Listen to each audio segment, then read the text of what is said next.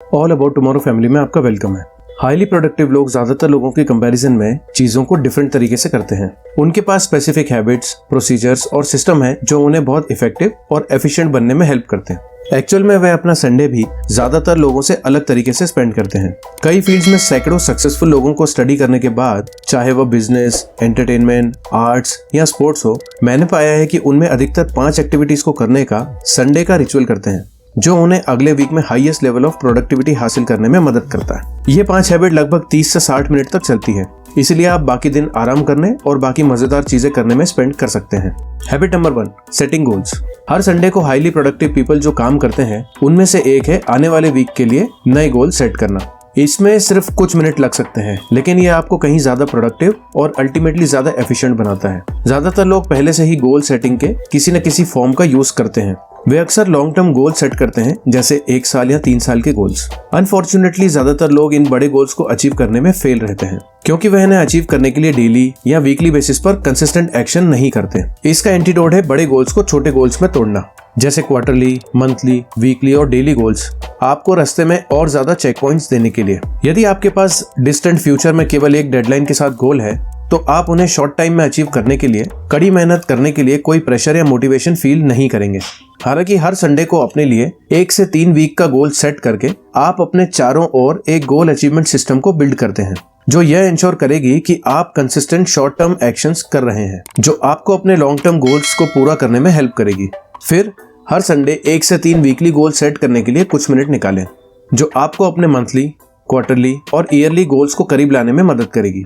Make sure करें कि आपने बहुत क्लियर और स्पेसिफिक गोल सेट किए हैं, ताकि आप अपनी प्रोग्रेस को क्लियरली मेजर कर सकें और यह भी जान सकें कि आपने उन्हें कब अचीव किया।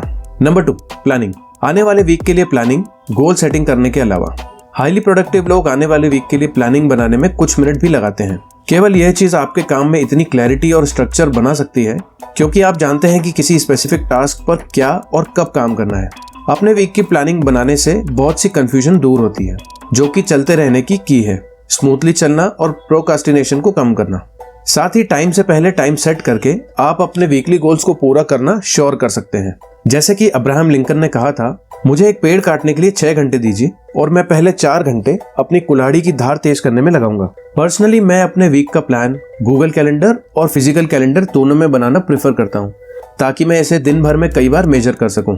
यह मुझे फोकस्ड रहने और क्लियरली काम करने में हेल्प करता है। मैं क्लियरली नोटिस करता हूँ कि जब मैं अपने दिनों और हफ्तों की प्लानिंग नहीं बनाता, तो मैं उन एक्टिविटीज पर ज्यादा टाइम वेस्ट कर देता हूँ जिनकी प्रायोरिटी कम होती है। ज्यादा स्ट्रेस फील होता है और बहुत ज्यादा प्रोकास्टिनेट करने की टेंडेंसी होती है। लेकिन एक बार जब मुझे इस बात का क्लियर आइडिया हो जाता है कि क्या करना है और कब करना है, तो दी गई स्ट्रक्चर मुझे और ज्यादा एफिशिएंट होने में हेल्प करती है। एक एक्स्ट्रा टिप दूं, मॉर्निंग का टाइम यूज करें, ताकि आप अपने सबसे इंपॉर्टेंट टास्क बिना किसी डिस्टर्बेंस के कर सकें। बाकी का दिन स्मूथ गुजरेगा। साथ ही आप अपने सबसे इंपॉर्टेंट प्रोजेक्ट्स पर स्टडी प्रोग्रेस करेंगे और इंपॉर्टेंट टास्क को बाद के लिए टालने से बचेंगे। Habit number 3, reviewing the past week. Last week को रिव्यू करके चेक करें कि क्या अच्छा हुआ और क्या नहीं। इस पर ध्यान देने से आप वैल्यूएबल इन्फॉर्मेशन गैदर कर सकते हैं, जो आपको अगले वीक को और भी इफेक्टिव बनाने में मदद करेगी।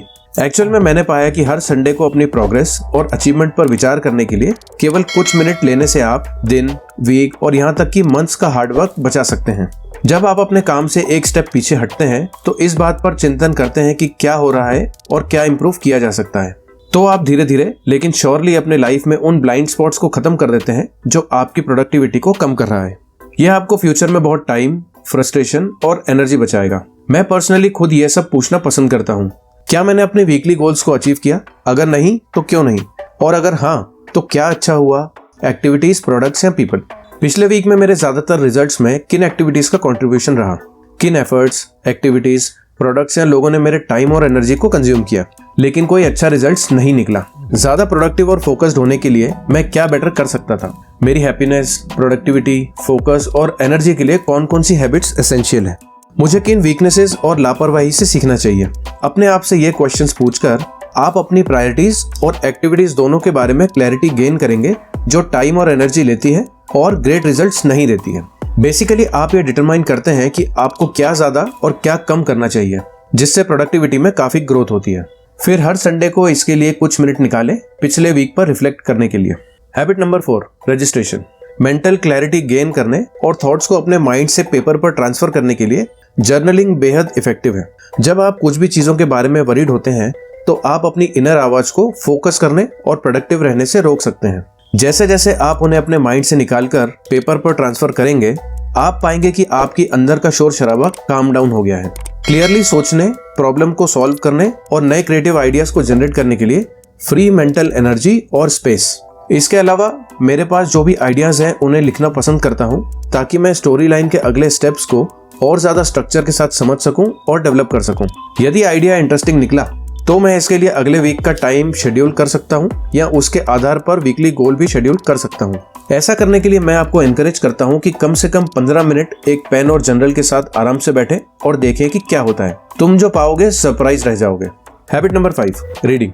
रीडिंग आप उन लोगों से सीख सकते हैं जो आपसे पहले इस पाथ पर चल चुके हैं। आप उन्हें किए बिना उनकी मिस्टेक से सीख सकते हैं और अपने गोल्स तक पहुंचने के लिए प्रोसेस को शॉर्ट कर सकते हैं। यह आपको अपने सबसे एम्बिशियस गोल तक पहुंचने के लिए ज्यादा प्रोडक्टिव और बेटर तरीके से प्रिपेयर करता है। इसलिए मार्क क्यूबन जैसे लोग दिन में 3 घंटा रीडिंग करने पर जोर देते हैं। बिल गेट्स सोने से पहले कम से कम 1 घंटा पढ़ते हैं और वॉरेन बफेट दिन का ज्यादातर टाइम पढ़ने में बिताते हैं। पर्सनली मैं कह सकता हूँ कि पर्सनल डेवलपमेंट और बिजनेस बुक्स पढ़ना मेन रीजन है कि मैं जहाँ हूँ वहाँ हूँ। यह मुझे ऑनलाइन पैसे कमाने और पहले से ज्यादा फुलफिलिंग लाइफ जीने देता है। सच कहूँ तो मुझे नहीं पता होगा कि बुक्स के बिना मैं कहाँ रहूंगा। वॉरेन बफेट ने एक बार कहा था, इनमें से 500 पेज हर दिन पढ़ें। इस तरह नॉलेज काम करता है। यह कंपाउंड इंटरेस्ट के रूप में एक्यूमुलेट होता है। आप में से कोई भी इसे कर सकता है, लेकिन मैं गारंटी देता हूँ कि आप में से बहुत से लोग ऐसा नहीं करेंगे। क्योंकि रीडिंग इतना पावरफुल है, मैं आपको इसे हर दिन करने के लिए एनकरेज करता हूँ। हालांकि लाइफ की हसल में कभी कभी डिफिकल्ट हो सकता है, इसीलिए वीकेंड्स पर रीडिंग के लिए टाइम की प्लानिंग बनाएं। इसे अभी करें यदि आप ज्यादा प्रोडक्टिव बनना चाहते हैं और अल्टीमेटली ज्यादा सक्सेसफुल होना चाहते हैं। मैं आपको अगले संडे को इन 5 हैबिट्स को इम्प्लीमेंट करने के लिए स्ट्रांगली एनकरेज करता हूँ। वैसे अगर आप लाइफ में आगे बढ़ना चाहते हैं तो सब्सक्राइब बटन पर क्लिक करके थोड़ा प्यार दिखाना ना भूलें और कमेंट करके बताएं इस टॉपिक के बारे में आपकी राय।